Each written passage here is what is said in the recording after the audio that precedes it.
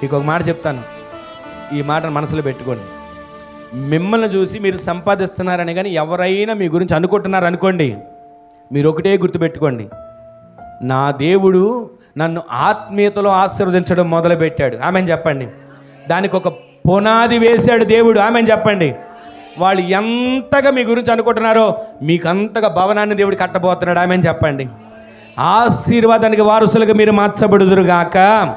ఎప్పుడైనా సరే అసూయ పడుతున్నారా? ఒకటే గుర్తు, ఆశీర్వాదానికి దేవుడు మీకు పునాది వేసేసాడు. గట్టిగా ఆమెను చెప్పండి. మిమ్మల్ని చూసి ఎవరైనా కానీ అసూయ పడ్డారనుకోండి, అప్పుడే మీరు గుర్తుపెట్టుకోండి, ఏంటి ఇంత సంపాదించావా, ఇంతకు వచ్చేసిందని అనుకుంటున్నారనుకోండి, వెంటనే మీకు గుర్తురాలి తెలుసా, నా దేవుడు నాకు ఆశీర్వాదానికి పునాది రాయేసాడు అని చెప్పండి. ఆమె చెప్పండి. మీరు ఇదే గుర్తుపెట్టుకోండి.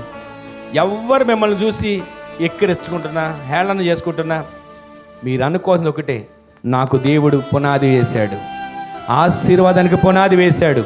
వాళ్ళు ఎంతగా అనుకున్నారనుకోండి, అంతగా భవనం కట్టబడుతుంది. ఇంకా ఆశీర్వాదం చేత మీరు నింపబడుతున్నారు గాక. లోకంలో కూడా రాస్తారు కదా,